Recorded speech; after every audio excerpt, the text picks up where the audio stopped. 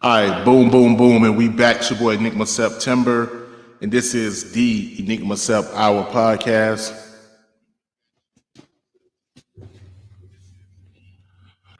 Yeah. What you just heard was my man's Monty Bing, featuring Neff with No Vision, and this is episode 232 of the Enigma Sept Hour podcast. And speaking of my man Neff, we got him live and direct later on this episode, so y'all stay tuned for that. Now, those in the live or watching on YouTube, you might see a certain first grader in the background. You want to go and introduce yourself? Hi, I'm Mackenzie. Yeah, come over here, baby. Get the camera. How you doing? Good. You having fun today? Yes. Yep. So what's so special about this week? So today is It's what y'all said British like spring break. it's spring break, sir. Spring break, sir. You having fun? Yes. All right, you like seeing yourself on the camera? Yes. Yeah. And my favorite part about me and the camera is definitely my lip gloss and my hair. Your lip gloss popping. Yes. A lip gloss popping. She never heard that song before, by the way. And it has sparkles on it. Yeah. And then my second is my hair. My second is my hair. Then my third is my earrings. See this? I said, hey, Kenzie. Oh. I said, your lip gloss is popping. Cat. Popping. Shouts out to your auntie Dykira. You said twins. Her hubby said, let's get it. Hey. So, any words before you return back to your girly cave? Your girly cave. We'll say hey to the Mirror fam out there. Well, Mirror fam's watching this? I doubt Mirror fam is watching this, but you never know. They're on YouTube too, so. Hi, my care friend. Hi, I cannot say their names. Hi, the twins, McQuare twins, and then hi, Mirror fam. Hey.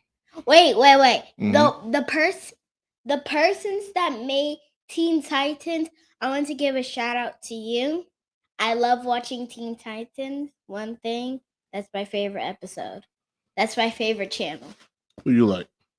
I like Starfire. You like Starfire? Okay. I like her laser eyes. Like here you said, what is your favorite dish to eat from your bonus mom? Definitely Spaghetti it is.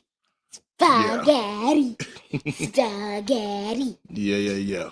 Sounds like her daddy. My favorite food is definitely spaghetti. Yep. Okay, Ashton said, hey, shouts out Teen Titans. Hey. Huh? I think that's your bonus mom saying, hey, Ryan. You don't like Ryan no more? No! God, Ryan got too old. I think Ryan got face hair now. If I'm Starfire, that means Robin will like me. Okay, so you because Robin likes Starfire. Right. So if I'm Starfire and I see a Robin, then yeah, that's what's gonna happen. No doubt. Well, that's just in the episode. That's what I know. Until Dykira said she loves spaghetti too. Let's be besties. LOL. Mm-hmm. You want to be besties? Y'all gonna be spaghetti besties? How are we gonna be besties? See, let's do that. Oh, okay, you did it like that. Jeez, okay, you talented. I learned that from Monty. Ashton said Robin is my fave. Second, Beast Boy. Yeah, Beast Boy likes Raven. That's your god, mommy. Wait, what? Beast Boy likes Raven. Then there's a lot. The camera, babe. There's a lot of going on in Teen Titans. Robin likes Starfire. Beast Boy likes Raven. Then Cyborg likes Jinx. The super villain. Not the super villain. Yes, he's a superhero. Not them dating villains. And then he wants to date a super villain. He's a superhero, but he's a super. I want to say you real quick. Say it for him. He's a superhero. Cyborg's a superhero, and then Jinx is a supervillain. One thing, it's not a match. Actually, I take that back. Raven is my second favorite. We have matching personality. So, like, I guess, Beast Boy and Raven. Well, no, Beast Boy and Raven. Mm-hmm. Cyborg and Jinx. And then Starfire and Robin. Okay. Wow, this is Robin and this is Starfire. Well, guess what? This is you. This is your crush. And this is Daddy in the middle looking at your crush like, who you think he is? Who is my crush? That? I don't know. You ain't no crush, right? I don't have a crush. Yeah, good. I punched boys that like me. No, don't do that, man. Keep your hands to yourself. Yeah, I'm not gonna do it for real. All right. Anyway. I just like to say it to them so they can run away from me. Nah, don't even. Don't worry about no boys. Worry about your schoolwork. That's it. I do. You worry about your schoolwork. I do. Sound like Pop right now. We don't worry about no boys. You worry about your schoolwork. I try my best, but I only get like one question wrong. I try my probably like two, but I try my best. I don't even get distracted. I try my best. I just need her to say it again, but she said right. But she said sometimes she said I'm only saying it one time, but I didn't hear her, so I only get like two or one wrong. Okay. But on test. But before you say too much, go ahead and get to your room. Okay. Say goodbye to the people. Bye. All right. No. On tests, I just get one wrong. I know. That's okay. All right. Bye. Love you. Bye, everyone. Oh, Lord, she's shaking the table. Shaking the table.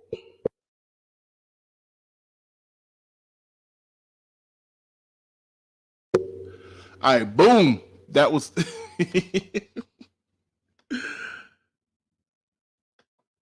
yeah, that was baby girl. Bye.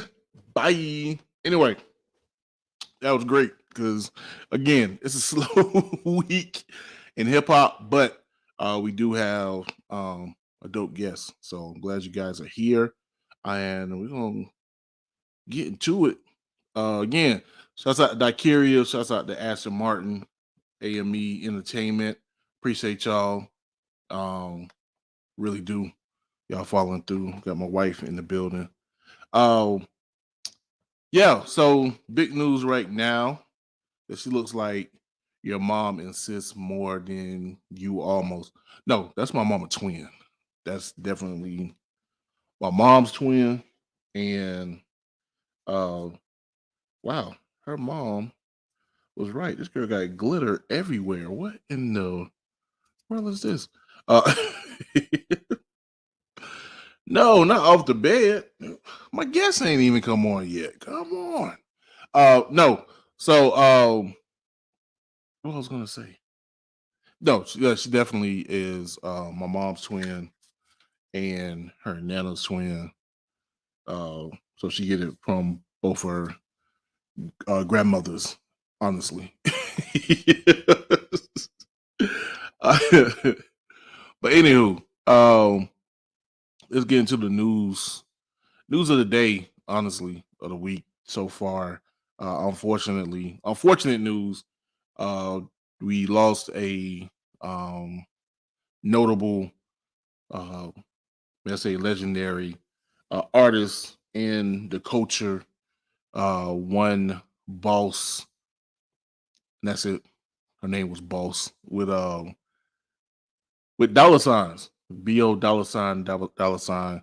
Now I think there's been some misinformation out there. It's been noted in different publications that I've seen that she was the first female rapper to be signed to Def Jam. From my understanding, from my knowledge, I don't think that's absolutely true. I believe she was the first female rapper signed to Def Jam West. Apparently, Def Jam had made a subsidiary to sign more West Coast artists such as Warren G and I think was it SCC South Central Cartel. I need to call JC. Okay, okay. This is a sister. This is my sister. My bad. That was her auntie. That was her auntie. Shouts out to Drill. I appreciate that, Drew. Uh, but yeah, so again, you may see that she's been listed as the first female rapper signed to Def Jam. I believe she was the first female rapper signed to Def Jam West. I believe the first female rapper signed to Def Jam was Nikki D.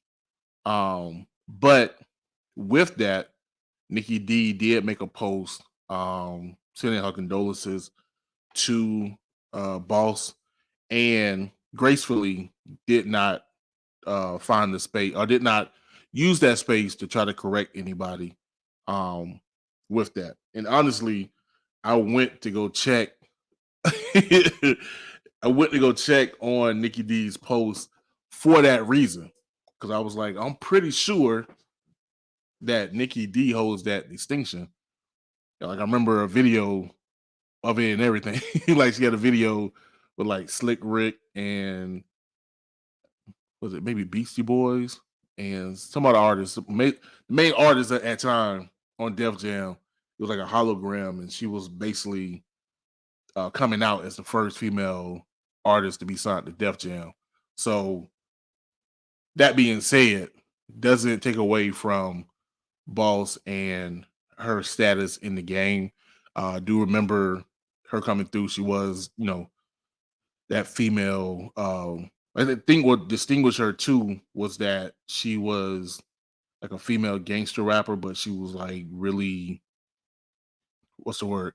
Just macho. Like, she ain't come off like Yo Yo or Salt and Pepper, or even Queen Latifah, as far as like still playing off her femininity. Femininity. I don't know if I said that right. No, she had khakis, she had a khaki suit with glasses and a cap. You know what I'm saying? Yeah, West Coast baby, but like she really came hard. She was hard, G. Oh, and but apparently there had been some controversy uh, regarding her persona because it was found that she was from Detroit, which has been mentioned in stories uh, regarding her passing, and then also too that she had went off to college, that she grew up middle class, and so it seemed as if there was basically almost a hit job on her status as a gangster rapper, especially her being a female gangster rapper. But um, but yeah, but apparently, even though there's no cause of death, apparently she had a stroke a couple of years ago, and she had been dealing with um, retinal issues for almost 2 decades, and uh, so again, we don't know exactly what happened, but it's not out the blue. She had been sick for a while or had been dealing with illness for a minute. Now, the one thing I can report on, which I thought was very interesting, is the outpouring of love from a lot of people. Because even though I was really an infant in my fandom, I mean, of course, hip hop has always been around, but as far as like really being into hip hop, like around that time, like early to mid '90s, like I was just now getting into it. Um, but I do remember her being a staple.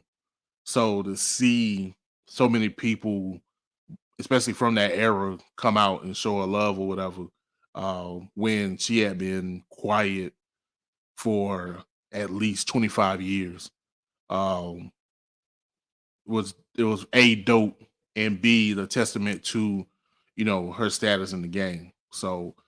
Uh, so I really that really touched me to think that despite how long it's been since she was what some would say relevant, uh, the love that she got from pioneers and those in the game um, didn't show it. It didn't show it, and it really shows that despite her gangster persona, she had to be uh, a good person. So yeah, man. So R.I.P. to Boss, gangster rapper extraordinaire. May she rest in peace, man. Condolences to her family. Also, other news. I don't know if y'all care. I don't. I don't.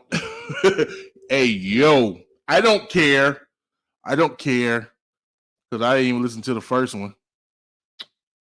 Judge your mama. But apparently Kanye and Ty Dolla Sign are dropping a second Vulture album. Uh, they released an artwork which apparently has. I really don't care, Dakiri. I'm trying to tell you. It's just a slow news week and they ain't got nothing to talk about.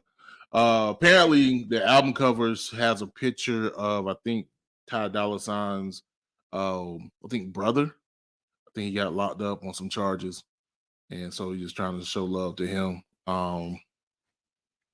Bro, I'm good. I'm good. I saw a report that apparently Northwest, Kanye's daughter, oldest daughter, is working on an album. It's gonna be called Elementary School Dropout.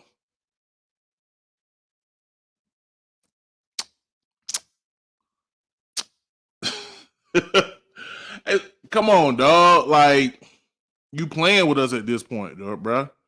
You playing like let your legacy be your legacy. And of course, I would be incredibly like here you say, I saw that.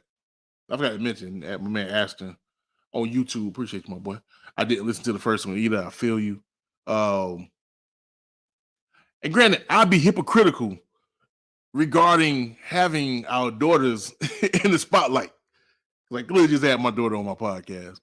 But bro, I'm sorry. What I won't do is have Mackenzie out here the Mackenzie November hour. Like, nah, bro. Like, I'm gonna let her have her own swag. I'm not finna try to live vicariously through my daughter, bro. Like, it's nasty work. More like elementary school at home. Like, yeah, apparently he sent a message out to what's her face? Kim Kardashian, North's mother, and was like, take them kids out of so and so school. Why are you putting that on Instagram, bro? Like, even if you can't get in contact with her, you just can't get in contact with her.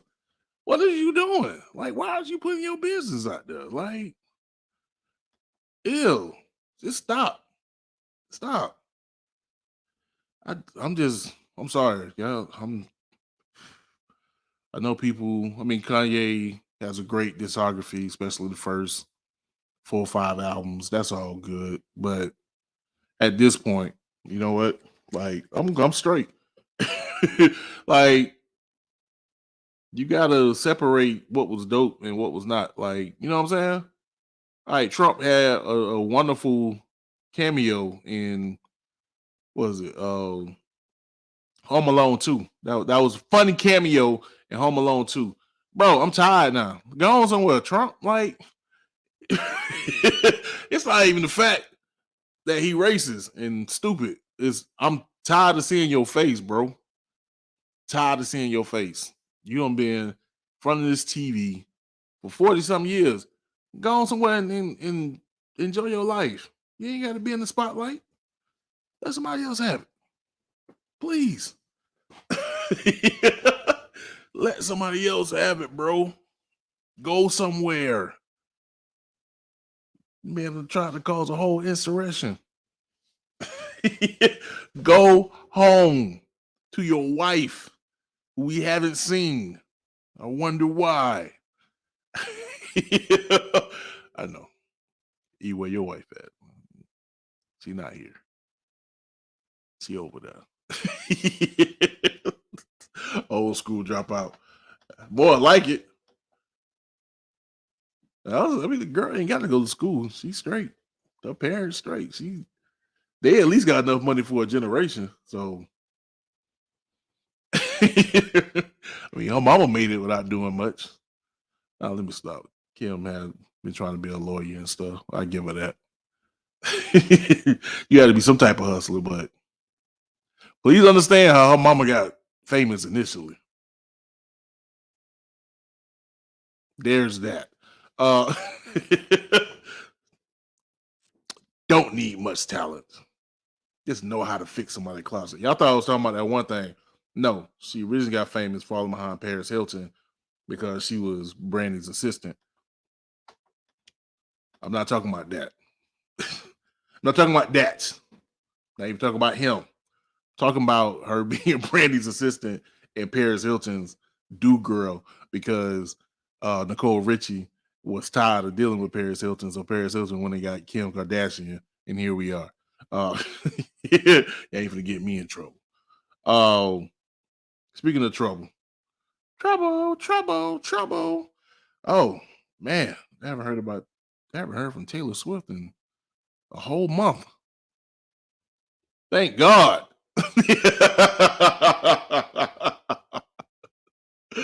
Oh, the NFL. You weirdo. I know I want to get into. Speaking of weirdos, man. I said Kim did a lot. You mean brothers? Look, chill. This is a family show. This is a family show. That was kind of funny. Whoever that Facebook user is. That was actually kind of funny. Okay. No, I don't get into it, man. I was thinking about this this morning actually, and what was it? I was looking at his magazine, 2009, and it was wild. Oh, what's up, man? Sir Real, aka Elroy Jetson. What's up, my boy? Put that vote in for you. You already know. Oh, plus Friday. Not last Friday. This Friday. Right. Got you. But no, man. So looking at his old magazine, the one with the cover with Gucci Man and Soldier Boy and Shorty Low, R.I.P. and OJ the Juice Man. And it was kind of crazy because it had an article about Drake, and then it had like a little show and prove part with J. Cole, and I was like, yo.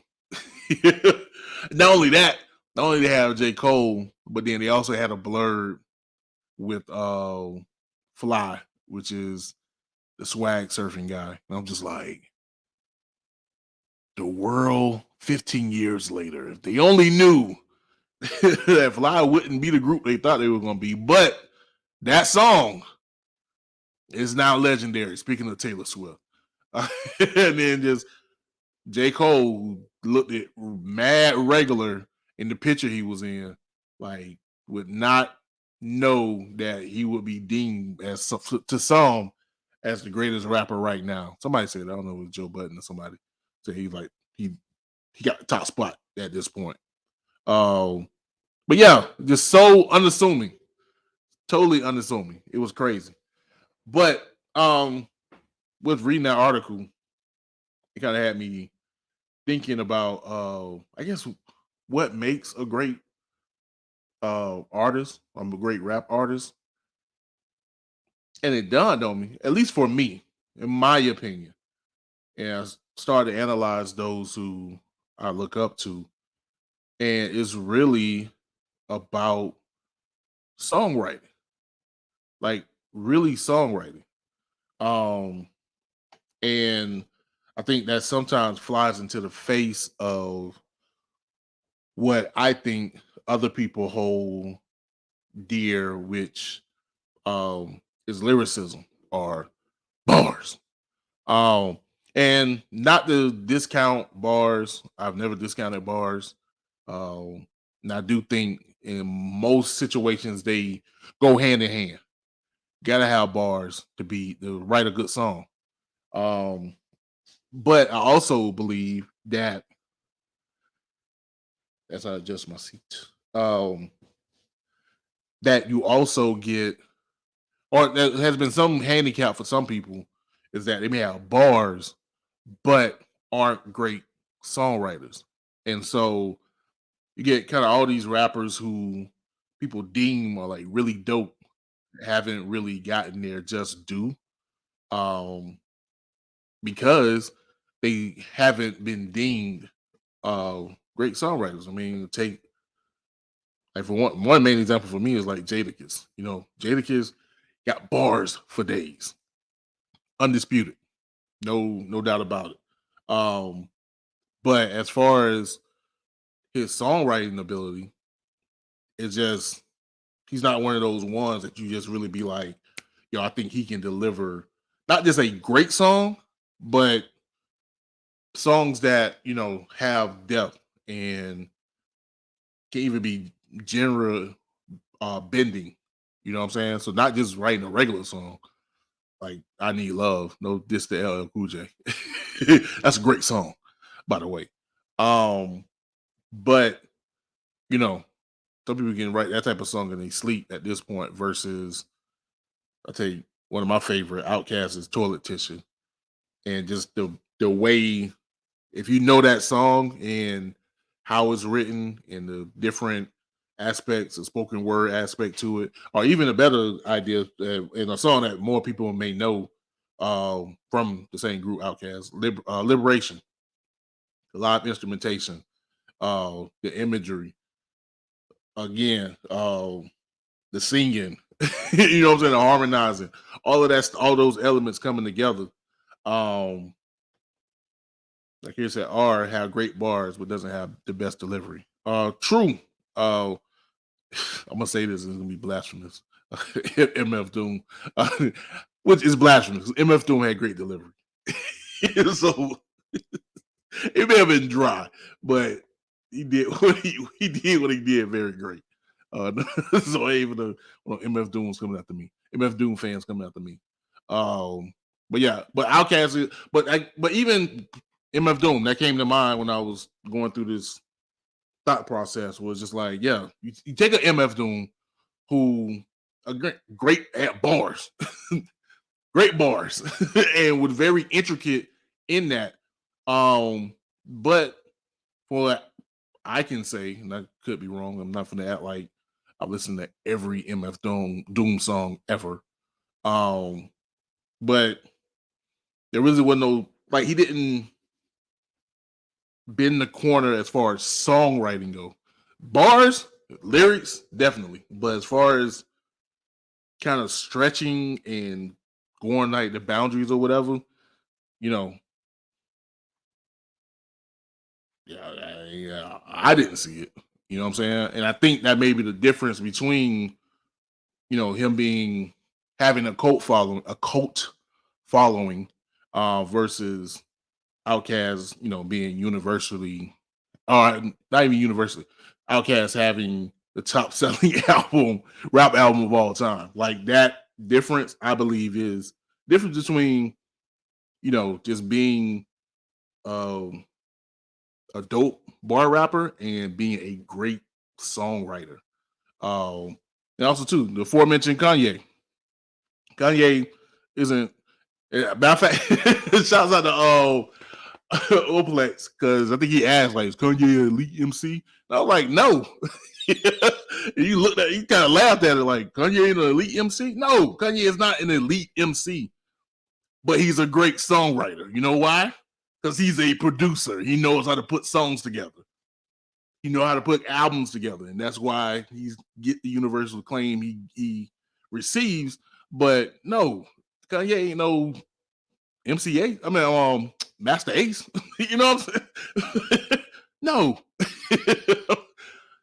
There's a ton of rappers who can out rap Kanye easily. But he know how to put a song together. And I think that's what kind of, but I realize I'm more drawn to songwriters than bar rappers. Which should be an interesting question when we get to our guest for the night, since he himself is a producer. So we're gonna find out. Anyway, we're gonna go ahead and get to the next track. I just want to get off my chest. I woke up this morning, not with an erection, but thinking about hip hop, because that's what happens when you grow old in hip hop. So we're gonna get, it's a family show. This is a family show. We're gonna get to the next track, man, and then we're gonna have our guests. So I'm actually should have gave y'all this joint probably pause. Hey you.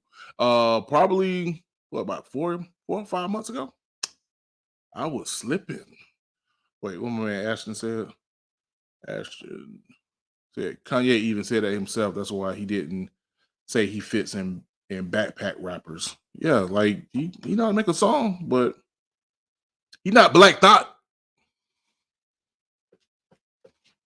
Y'all see how he is not Black Thought.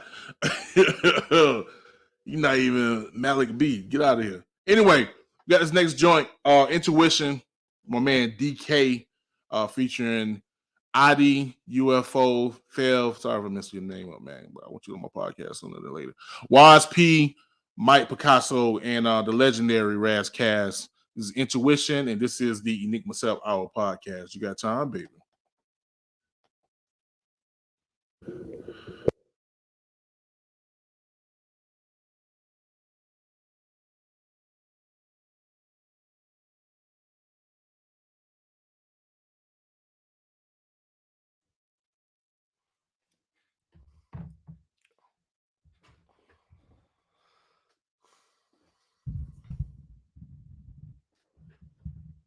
All right, boom, boom, boom, and we back. It's your boy Enigma September, and this is the Enigma Sept Hour podcast. What you just heard was Intuition, my man DK, with a ton of rappers. Before I get into the interview, those in YouTube land or Facebook Live land, still working on trying to get the music played. So if there's silence, I'm working on it. But if you listen to the podcast, you're getting the whole song. So yeah, y'all heard how dope that was. That was really dope. Like Kerry said, you got time, baby. I need shirts with that on it. I know I'm slow. More ways than one. Anyway, without further ado, got my man Nef in the building. What's up, bro? What up, man? How you doing? I'm great, man. I got my daughter over here. Tell my lip gloss and got glitter all over my laptop. So I was just playing hide and seek, and I found a water bottle that I've been looking for days in a random old suitcase with a bunch of her toys, like 2 minutes ago. So yeah, I know the vibe. We are here. Yes, we are here, man. Ain't nothing like it. Going here. Chilling. How you been doing though? I've been good, man. Life is good. You know, just very focused on the album lately and just the release and doing things like this and and just like still, just grinding that way, and that's just been my focus. But yeah, life is good, No doubt. No Kanye future. Yeah, I was hearing some of the stuff going on. My girl Daicaria said, "Hey, hi Neff. What up? Yo, I gotta introduce my man. My man is a producer extraordinaire. If you don't recall, I've had a couple of interviews with my man Bobby J from Rockaway. And actually the last time I had Bobby J on the podcast, Neff was also on, and I promised I was gonna spin the block and have my man's on. We're here. But he been doing like mad stuff, you know what I'm saying, including his new project, the Gentleman's Board, which is available now for mass consumption, and amongst some other things. And I was thoroughly impressed. First, we was getting to the project. I usually wait till later, but the Gentleman's Board. My first question is that a pun? So I'm all about like hidden subliminals and stuff like that. So like with Tabula Rasa, with my first one, there was a whole thing, with the name and everything.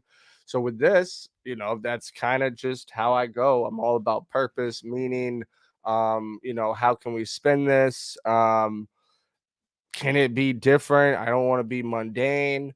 So the Gentleman Board, that comes from growing up, like you hear about like, kids throw catch or whatever with the pops in the backyard. Well, he was teaching me how to play chess and how to critique his art. He's a classical oil painter. So like, there'd be evenings where he'd just be whooping me in chess, and I'm just trying to figure out how to get better than him and how to beat him. And later on in life, what I realized what that did was it allowed me to like take a step back, like in life, in music, being a producer in the industry, all that kind of stuff, be able to like take a step back and really, really look at the big picture, see what like my third, fourth, fifth next move is going to be. So within that, and just doing like a lot of just introspective stuff the last couple of years that really hit home. And then, the whole, with the way I dress and everything, the vintage, the board of a gentleman would be chess, the game of a gentleman. Wow. So that's really how it came about. Okay, no doubt. I was thinking too deep. No, I thought maybe you were saying the Gentleman's Board of the game, so I came to mix it up, son. I came to give y'all these beats, boom breaking beats. But no, that's super dope, and actually makes me not feel that bad that I was whooping on my daughter in Uno this past Sunday. So when? What are you talking about? They gotta idolize us, bro. Right. It's just like, Daddy, I want to win. I'm like, yeah, this plus photo you finna get. Yeah, well, how many times we've been like, okay, babe, we can do that. Right. Right, cool. Yeah. Give in. Yeah. You know what I mean? So I'm sure you've had plenty of those. But no, the crazy thing is I can't beat her in Monopoly for some reason. She's beat me and my wife in Monopoly twice already. She's only 7. So that's amazing. I don't even think I played a whole I don't think I've finished a game of Monopoly. Oh yeah, no, we never. It's like we basically get to a point where it's like, okay, let's count up who has the most assets and the most, and she end up with the most assets. You be having hotels and stuff, and we sitting there looking crazy.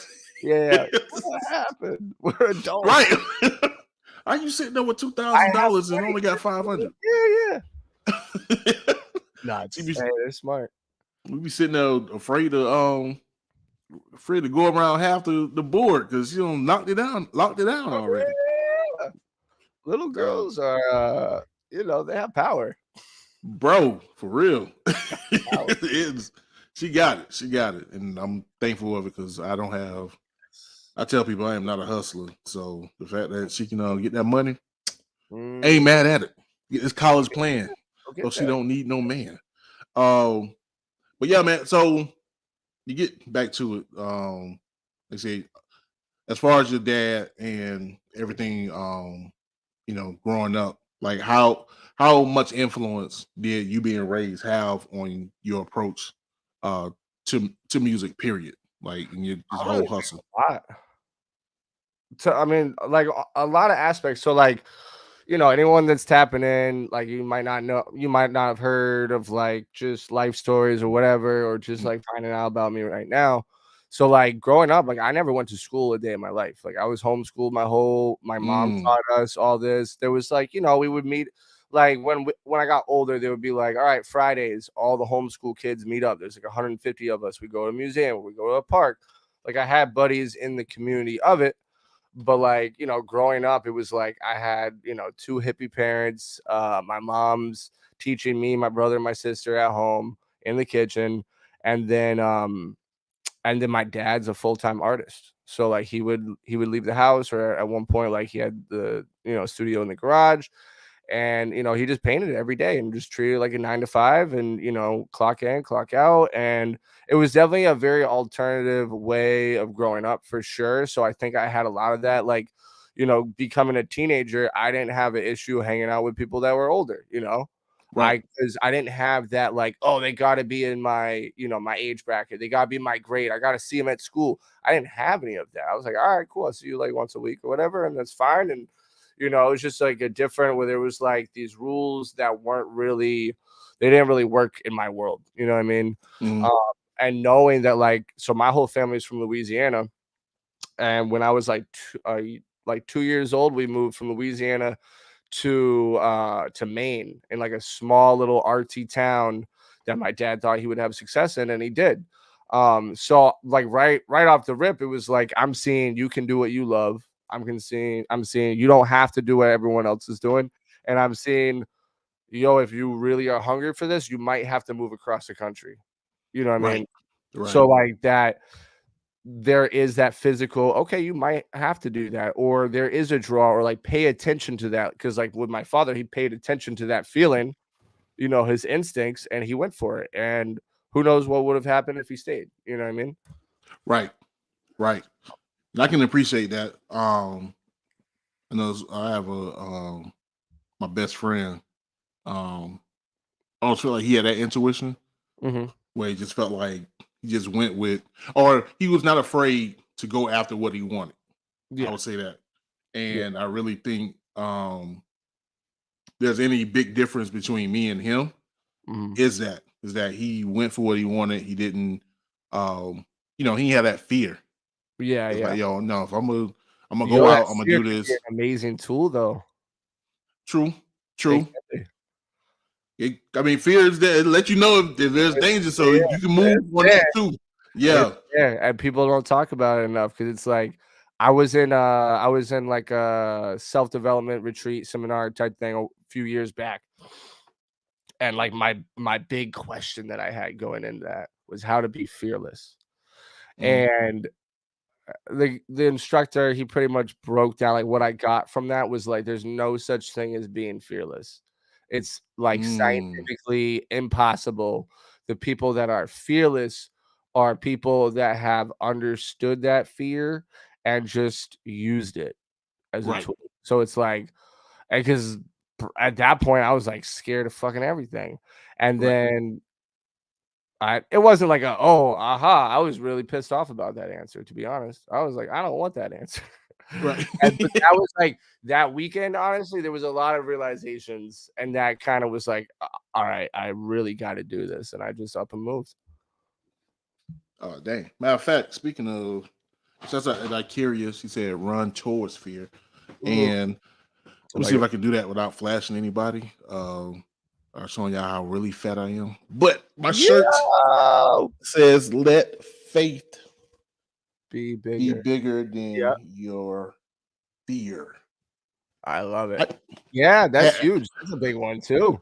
Yeah. I had the shirt on all day. I wouldn't even plan on wearing it. But since we went there. That's faith right there. Yeah, man. But I swear I just saw a meme on Instagram. It was just basically the same thing you just said, where it's like the idea isn't to not have fear, but to know what it is, and then like here you said, run towards it or just know how to operate within it. Yeah. As opposed to letting it, stifle you or keep you away from your dreams or your goals or Yeah. whatever. And actually, speaking of my daughter, it was we had an episode.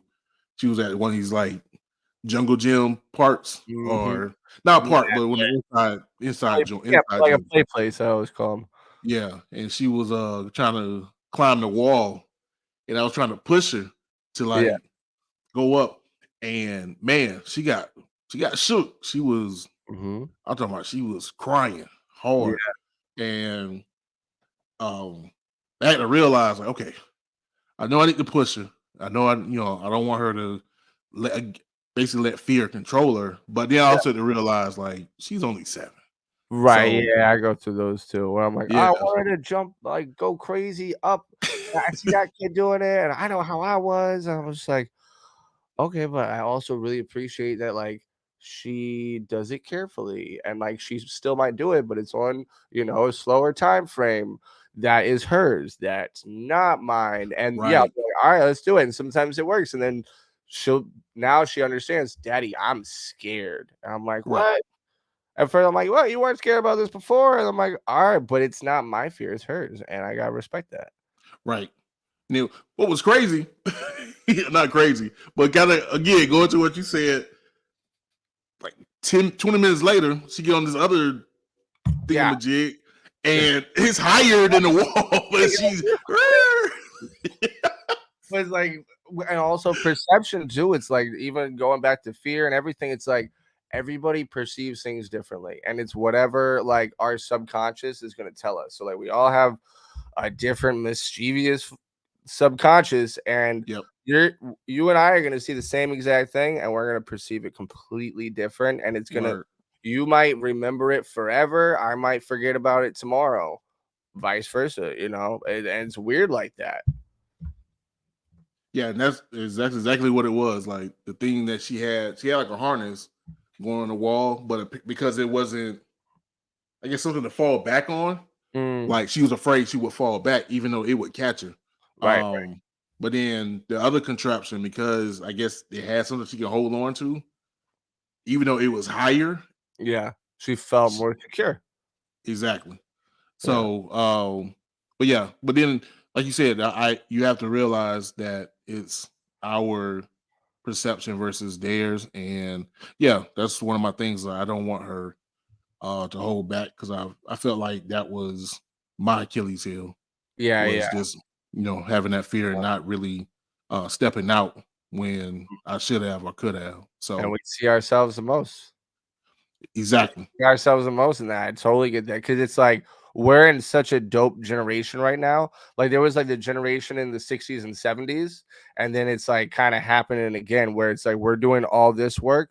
So in hmm like a decade or two, it's gonna just be people are just gonna be awesome. You know what I mean? Like that's how right, I kind of see it. It's like the like I've even thanked my mother and father, been like, thank you. Like, you guys were right, just out there hippies. Like, you weren't even protesters, but you were going against the norm and you were doing what you believed in. And it's like this younger generation and like our kids are gonna be doing that. They have way more knowledge. And it's like right. for us, we're like, we know it. We know, hey, this generation, we can really do a lot. So we're like looking at ourselves so much. And it's a dope time for that. Yeah, no doubt, man. So, uh, speaking of dope times, let's go ahead and get into this music. Yes, sir. Let's Let do people it. know what you got. Which again, if y'all already know, if y'all been listening to the podcast past 6 months, I don't play. I'm not gonna play it tonight. I've been playing. Was it Mind, Body, and Soul? One Mm, man, Bobby J from Rockaway. yeah. Love that That's joint. So you already fire. know the Yeah. flavor my man coming with. You know what I mean? You already know. So we're just gonna give y'all a little piece. And also let y'all know, my man, he dealing with little heavy hitters out here. So give y'all the recipe featuring my man Lil Dee. Ooh, And then yeah. champagne for your pain with the Yeah. legendary Termanology. and then we're gonna be right back at you in 2 and 2 with. Oh, I don't know why there I you did that. go. Back spins. My check's about to be lit. Right. This is the Enigma Sept Hour podcast. You got time, baby.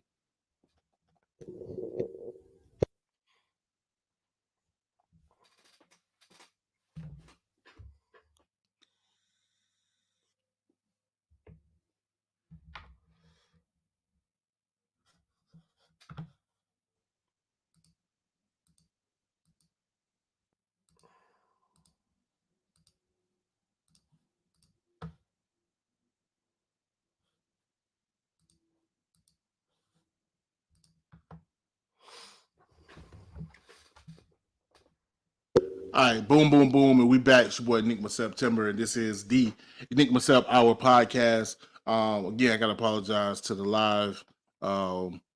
Still trying to figure out the sound to try to get the music out there. But yeah, I will say this, man. I saw you bobbing your head. Yeah, so if you saw me, I was like, okay. I have a feeling that I saw you bobbing your head. I was like, all right, cool. Nah, it's yeah. Look, man, look. Hey, man, I love it. Oh man, matter of fact, I don't know. Maybe I ain't gonna do that. I'm gonna stay with the program, but I really feel bad that the live. Go listen to the podcast. Just wait for the audio podcast. Y'all gotta go listen. I swear. Yeah, got since we're here. Slide those in. Yeah, there you go. Go download the album. We're gonna let y'all know how y'all can get to it. We're here right now. Huh? So we're here right now. Yeah. So go download the album. Once we're done with this interview, play it. Trust me. You beats fire, bro. Thank you. Like Kerry said, we vibing in spirit. That's a fact. Yo, so as far as the songs that you put together for this project, how did that come about? Especially like like I said, working with artists like UFO Fev and Termanology and Lil Dee. I gotta do it. UFO Fev, my bad. Yeah. I shouts out to UFO Fev because he did a project with my little bro, Backpack Beat. I know he did a whole project about 5 years ago. So I'm bad familiar with him, but yeah. I dig it. So how did it come about? You're saying? I mean, a lot of these artists are really like just friends of mine. So it's like it really had to just come together in like the sense of me saying, okay, and now I'm starting an album. All right, let me see what I've kind of like started. Cause Term and I have a studio, Time is Money. Shout out to Term. Time is Money studio in Brooklyn. And then Statik's right next door. So we always just have a lot of artists coming through, the homies coming through for, Statik show. Maybe Statik has a session, we got a session, or it's just a day where it's like, yo, let's link up. So, it started with just a little bit of that. Just like, all right, let me go look in the hard drives. Let me see what's going on. All right, I'm going to hit this person. Okay, I have this song from over here. I started, but it needs another verse. And then, after a couple joints were started is when I started, getting the sound of the album. Mm-hmm. And normally I really like, for me, when it comes to making music, I don't like to complete a song, have it somewhere, and then cut it. Because my belief is if you start the song, you should have a purpose and you should be putting your all into it. So it should be something that you want to release. Word. But like with this one, there was maybe 2 or 3 that I had. One of them was like kind of laying around. They were really dope, but I was like, all right, no, this time the sound is there, and the aesthetics were there. And then the music. When I do my own projects, when I'm doing like people say producer, whatever, I'm calling this my solo because I'm a main artist. Word. When I do a solo project, I do my best to let it produce itself. So it's like, in the studio, I might produce a little bit, but the biggest thing, what I'm trying to cultivate, the hardest part for me is cultivate a sound of the album. But at the same time, the songs that I'm doing, I want it to sound like it's that artist's song. So I want the Mhm. recipe to sound like Lil Dee is not just coming through the studio to do a verse on a Nef beat. I want it to sound like two things: that we're in the studio making a song together, but Word. it's something that he would pick, that he would really want to do. So it was like I went through all these beats that I had, and I was like, all right, every single one of these could sound like my album, but there's like 50 to choose from. So it's really that artist gets to feel like they're picking and they're really like going through and they picked it like it's their album, but I already kind of put it as okay, this will sound like my album. And I felt like it was easier to do that than to be like, all right, hey, here's two beats, or hey, here's the beat that's gonna be on my album. Cause then their energy is not gonna be there. Right. But yeah, a lot of these people were just like I see Feeve multiple times a week, you know. Sorry, me and him have a studio. D's around all the time. Bobby, you know, we're always making music. So it was like a lot of these were just how could I not? You know what I mean? No doubt. Actually, shouts out to Lil D. Actually, he's on my hit list as well. You know what I'm saying? After Bobby J, I had you, and I was like, Yeah. all right, let me see if I can get Nah, D's a Lil beast, D. bro. So Lil D, if you're watching, paying attention, holla at your boy. Been following you for at least about 2 years now. I think I learned about him, you know what I'm saying, around the time I learned about Bobby J or whatever. So Yeah. yeah. But also too, speaking of terminology, I know you said working alongside with him with Stat or whatever. And I know he and I forget this man's name. I'm from the South. Uh, Bun B? no, that but Paul he did Wall? joke Paul Wall. I know Okay. he did joke with Paul Wall. Yeah. So were you in any of those sessions with Paul Wall and R Bun B? So with the Paul Wall one, the first one, I know I recorded some stuff. I think the second one I might have recorded, but I wasn't as involved in it. And I know a lot of stuff was like through email and like, you know, Paul would have something or Term would be like, yo, it's me and someone else and present it. You know what I mean? There was a couple sessions. I do have something unreleased with them, which is pretty cool. With Bun B, so I did all three Trill Statics. So like Okay. I worked alongside. So like the first one, I was, you know, I had the headset on. I was kind of like helping. Like if you needed static, you would hit me up, or like kind of like just moving bodies around and just like making things easier. Then the second one, I was more on like standby. Then this third one, I was the most involved, where I was, Mhm. you know, Static was right next to me, and then I had my little table where he had like the recording stuff, the music stuff, and then I had the screen where it was like all the graphics and like the different transitions. Like, all right, cool, Right. let's go focus on this. All right, cool. So it's like me and the camera guys were talking the entire time, and it was just super dope. I recorded a couple people. I actually got to record Talib Kweli that night, and that was Oh, okay. and it was like so random, just like, yo, boom, I need a break. Here you go. I'm like, all right, cool, cool. I'm doing it. I'm like, Yeah. yo, what is happening right now? Like, this is just great. It's so normal, but it's so crazy right now. Right. It was an epic night, man. We were just like we put it together and we all came together as a team, and it's a lot. Those nights are a lot to handle, but aced it. Yeah.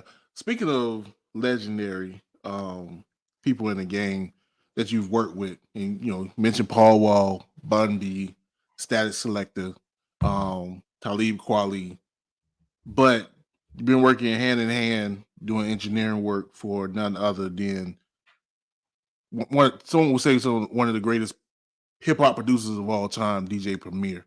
Um, how did that link up happen, and how is it, you know, working with him, you know, what I'm saying, on his YouTube series, um, with the floppy disk joint? Oh, so what's up? So Yeah. I mean, that started. It's funny. You know, I had met him a few times, like with Static and Term. We were just talking about like there was a we were working with someone. They were talking about you know, performing at Sony Hall, and the backstage and this and that. And I was like, oh, you know what? Last time I was there was me, Statik, and Preem on a couch on the stage off to the side. Right. I was like, I was like, I've done that twice with both of them. And we have a picture and it's just hilarious because we're like, oh my God, it's a madhouse, blah, blah. And then they see Preem, they're like, all right, where do we put these guys? And then we're just like on this ill couch, just chilling. Yeah, just chilling. Just chilling with two legends like it ain't nothing. Yeah, like, whoa. But so that, because I came up under Statik and Term, and like they really showed me the ropes. I was like just doing a lot of stuff, working with Statik, driving around, recording sessions, just a lot. And then Preem it was funny because I think it was the first time that I ever had a record that I produced on Preem's show on Live from Headquarters. And it was a Bobby J record, and I forget which one it was. It was one for his project because I had like 3 or 4 on his stuff. I think 3. And Bobby's like, dude, he hits me up and he's like, bro, check this out. This is crazy. And it wasn't even sent to Preem or anything. Like Preem went out and found it, or someone told him about it. Like it was not in his email. And then, that happened. And then and I DM'd him, hey, did you know I made that beat? Then same thing happened with Term with his Vintage Horns album. I had 3 joints on that. He played like the B-side record. It was hard, and he played that. Like, hey, I did that one. So it was kind of like a little bit of this, a little bit of that. And then when it came to doing my own stuff with Tabula Rasa, I started sending him joints. He must have been playing them every week for like 3 months, and I was just like, and he was, he had that, when he would do the video of like the 2 top songs from the show, and he would like cut them back, and I was like, yo, it was like 4 of those or something. I was like, what is going on? And then he just asked, he had asked Term, hey, is that reliable, this and that. Just kind of like asked about my work ethic. Term picked me up, told him, blah, blah, blah. And then it was like, hey, he wants you to engineer there with him. I was like, okay, dope. And I'm thinking it's gonna happen like tomorrow. And then I hear it again like a month later. Okay, all right, I think it's gonna happen like tomorrow. And it was like maybe 6 months of like hearing, okay. And then all of a sudden we have a session, and it just kind of snowballs from there. And I start going in more and more. And it's just a mind-blowing experience, to be honest. Right. But like the first week I was there like consistently was a Kanye and Game record, Easy. Okay. And I was like, this is what I'm gonna be. This is the type of stuff I'm gonna be doing. This is nuts. Right. So, and then was it like a year and a half, 2 years later, still at it, still, working, doing a bunch of stuff. Mainly work with Preem. I do a lot of stuff with Brady Watt. Also Papoose. Those are gentlemen that I met working in the studio there. And Preem's band, the Batter Band too. I go on the road with them, and it's just been a really dope experience. Preem is awesome. I mean, it's crazy to be able to, work for your, it's right. Premier. I remind him sometimes. I'm like, buddy, we're buddies. You are, right? But like, I also still see you as DJ Premier too. There, right? Like I know we chilling, we having coffee and everything, but well, you a whole legend, bro. You you shape not only my sound, but all of our sound. Yeah, I'm like, you're also like birthed like so many people. So right. So it's been really dope, man. It's been really dope. Nah, I'm super proud of you, man. Like again, cause like I said, you came in, I knew you, what I'm saying, rocking with Bobby J, but then start seeing you, doing this other stuff. I'm like, okay, my man's really out here, getting it. And so just super. And then also, like I said, I seen the clip I posted on my Instagram, what I'm saying, with the Rust joint, what I mean, saw that you engineered that stuff, yeah. So I just Top 50 that Preem did with Mass Appeal. I got to work on that. The Beats That Collected Dust, Volume 3, got to work on that. A lot of really cool I mean, just a lot of really memorable, amazing times for sure. I'm gonna say this, Neff, bro, come on, Bah. flex on these hoes, dog. Let them know what you do, dog. Let them know what you do, dog. Let them know what you do. Let them my man know he claps. Oh man, thank you. I mean, out here grinding, doing it. Yeah, man. It's been a crazy year, man. I mean, working with Preem, we worked on a lot of stuff. I did my album. I started 2 other projects. I just done the Bobby album and then before that with Passport Rap, before that with XP. It was like that, and then started going on the road with Preem and his band. It's like I never went to Europe, and I've been to 5 countries now. It's like it's just been a beautiful year. Yeah. Which ones you get? So Paris. So in a year, Montreal, Paris twice, Germany, Portugal, Spain. That was dope. Spain was ill. That was the last trip we had. We worked the Latin Grammys. So Preem, Carlos Holmes, and Fade, they all had a record, and they got nominated, and then they performed, and that was so dope. That's crazy. I feel like I'm missing another. London. Yeah, London too. Okay. Like 2 weeks. That was dope. Yeah, man. Matter of fact, I'm about to say, so I went to Europe going on 26 years now. Jeez, I'm getting old. So that's my man Aston Martin. I know he'll been to Paris. We all international. But no, been to Europe, but had a chance to go to London. But Lord willing, man, we'll be going to London this September as me and my wife, we're gonna fly out to Greece. So Greece too. Okay. Yeah. Dope. It'll be crazy. London's amazing, bro. London's amazing. And don't listen to anybody about the food. Just don't go to weird Yeah, I don't know. I ain't even eat no beans and toast. Sorry, H&L. I mean, I definitely had an English, but I mean, I went all out. I was smoking my pipe tobacco the whole time. I was like, I'm in this, and I was like, wow. I was like, oh man, I'm a little more London than London is. Right. But it was just want to see the London fog, which I don't know. It'd be that'd be September, so maybe we'll get some fog. Yeah, get the whole Jack the Ripper. So many museums. I was walking like 25,000 miles a day. I mean, miles, steps, definitely not miles. But I was just like meters. Until like oh my god, I know that's another thing too. I was like, there's stuff I don't know, but there's stuff that like makes way more sense, and I'm like, why we don't do right? Why are we still in the matrix system? Why is the ground level 1 in America? Right. It's 0. Right. And I'm like, why would it ever? Who thought? Oh yeah, let's put this on 1. It's not it's 0 because it's hello. I'm like, wow, this place is perfect. America. Yeah.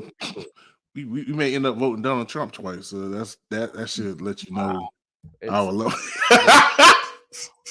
I used to play everything down about the government and the rule. I'd be like, well, at least we're not in the Roman ages or this or whatever. And now I'm just like, man, those mountains look good. Right. I think I'm growing this beard out, bro. Right. Yo, we all for the move to Nova Scotia. That's what we're finna do. Y'all better push. Y'all, anybody in Nova Scotia, go ahead and make room. I know it's a tiny island.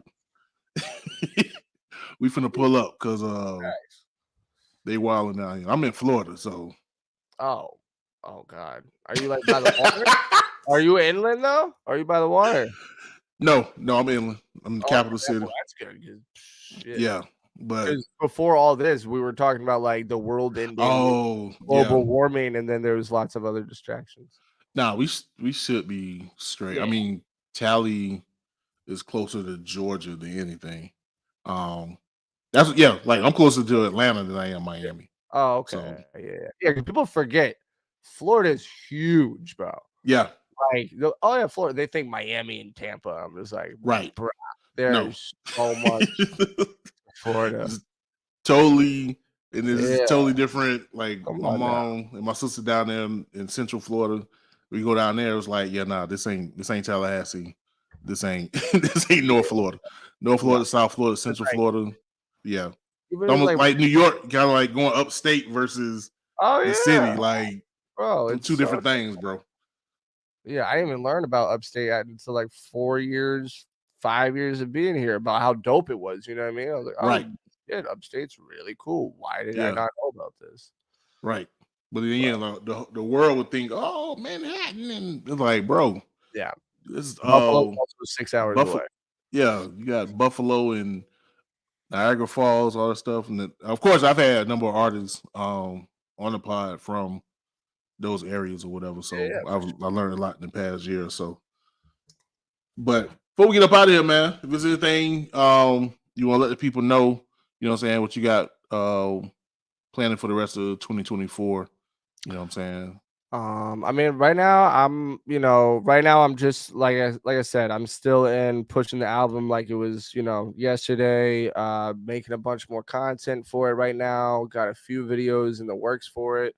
Vinyl, cassettes available. Was really excited about the cassettes. They came out really dope. Okay. Cassette before. Shout out That's so clean. I know, right? Shout out Tape Kings, man. These came out really dope. Is that brown? It's like gold, so it matches. It matches kind of like the fit and the like the background, like that color. Oh, yeah. My dog got the gold tape. Yeah, with the gold tape, man. So yeah, shout out to Kings. They're super dope, and they got these put together, and then vinyl as well too. What the cassette running for? I think it was 15. Yeah, I think it's 15. I'd have to check, but yeah. I don't know how I'm playing, but they're all coming from the UK too. They're all getting. Oh wow! Yeah, so Tape Kings is right now. They're based out of the UK, so everything's getting shipped out of there. I kind of low key wanted this because it looked clean. I was like, dude, are you serious? And then the back too. Like he sent me the picture when they came in, and he's just like, bro, they do not do justice. You know what I mean? And this is just like I said, this is the first tape I've ever done. So it's only goes up from here. I'm just saying the tape looks so clean. Oh, so clean. I think I want one. I'm finished. Anyway.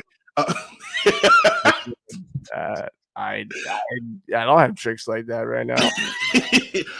My wife brought me in the interface, so I'm just having fun. It's not gonna matter in a month anyway. I'll let you guys know that news very, very soon. So just hold tight. But just know it's gonna be some big changes happening. Big changes. So before we get up, but if you can get up out of here, Neff, man, I really, really appreciate it. I manifested when I had my man Monty Bean. Not before then, not just Monty Bean, but then last time you saw Bobby J, I said I was gonna have you on. So we finally got to it. Yeah, man. I want music to come, so I'll be back.